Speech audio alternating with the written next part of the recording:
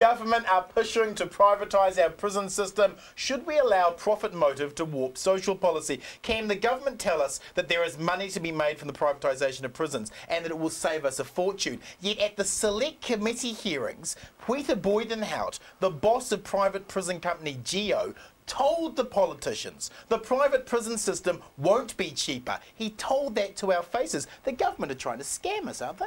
No, I don't believe so. It might not be. I mean, we've got a growing prison population because we've got a growing crime problem. So any solution is not going to be cheaper. However, the solutions that private companies can provide are far better than what the Department of Corrections, under Barry Matthews, who's been a stunning success, nowhere in any of his jobs ever.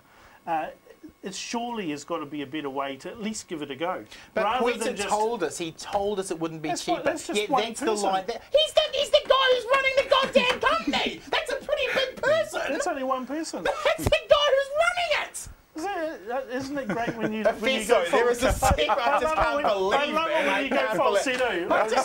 Because I'm astounded by you. I really. There's just one person too. It's the boss of the goddamn industry. I just love it when you go falsetto. You do it. Only dogs are picking up that last bit there. So there is a segment of New Zealand society who want to see orange jumpsuited prisoners and chain gangs breaking rock alongside the motorway singing Old Man River. Is it the reality that no one cares about prisoners, and so allowing corporations to warp social policy matters to most about as little as animal welfare conditions, right? That's what it is. Absolutely. The problem here is we've got a government and all they want to do is build more prisons. And that's their only solution. They're not into rehabilitation, they're not into early intervention, they're not into getting decent programs into our high schools, in South Auckland especially, because that's where the blame's going to go. They're going to throw up another prison in Manurewa in a little while long.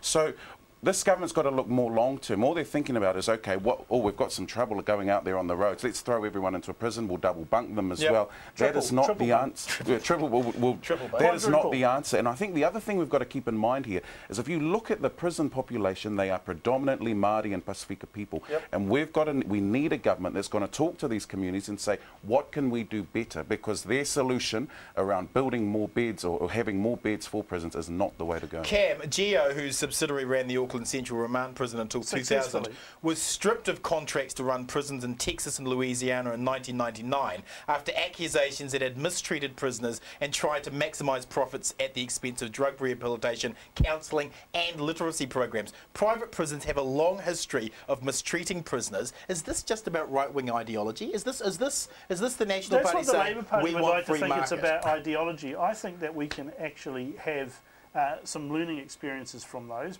And how to mistreat prisoners? That was then. Put in place. Put in place. That was then. That's your comeback. Contractual safeguards. Right, to avoid those things happening again. I agree with the issues you're talking about Pacifica. I've helped a number of people who have been incarcerated, and I've come to the conclusion that the reason they were incarcerated was that although they spoke English, they didn't understand English. And that has been a real wake-up call for myself to see that there are people who are going to prison who simply because of the way they misunderstood the way that questions are asked in the court, and questions in the justice system are generally asked in the negative. If you ask a Pacifica person questions phrased in the negative, you will get wrong answers. Surely Simon Power's plans to streamline that and make it like a conveyor belt to get people on and straight through the system is going to be dangerous, isn't it? Simon Power does. Well, that's okay. That's good.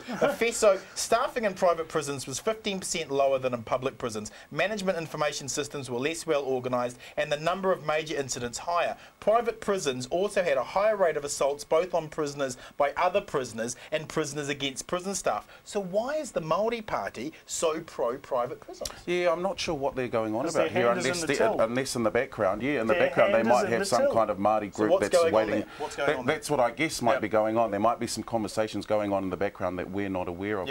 What we do know is we need programs to work in those prisons. But see, I think we've got to peel back this issue a little bit more. Are we doing right in school? Are we connecting with our young people early on? Andrew Beecroft, Principal Youth Court Judge, is coming out and saying we've got to get to the 1% who are falling out of school make up the 100% that end up in front of the youth court. And that's what we're not standards. attending to. Education has got to do better. And the unions oppose national standards. Shouldn't the state be the only power that can incarcerate, to both of you? They are the only... Not under this system. No, the corporation will be, Ken. No, the power still rests with the state. But it's they very have clear in the moved that legislation. power along to somebody else. No, they haven't. They said you run it. Like the what we were talking about, the army guard. However, the power to incarcerate still rests with the state. They have the police service, they have the court service, they have the justice system. All of that is still the power of the state. Who is the person or what uniform they're wearing at the end of the day matters not a bit. It's still the state that incarcerates you. Well, it does to the prisoner who's been incarcerated.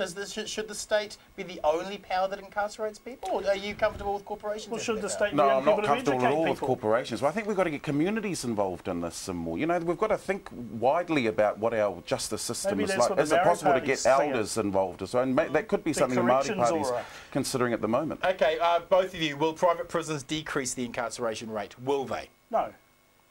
Okay, yep. No, absolutely not. Who wins, who loses by privatising prisons? Your thoughts? Well, I think there are savings to be made in privatising some aspects of the correction service.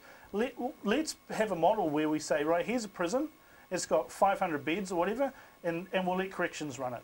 And here's a prison, it's got 500 beds, and we'll let a private company run it. And here's are the rules, right? And you guys are the same rules. Let's see how we go. Who wins, who loses by privatising? The nation loses out, but National wins because they'll get re-elected on this kind of very short-sighted policy.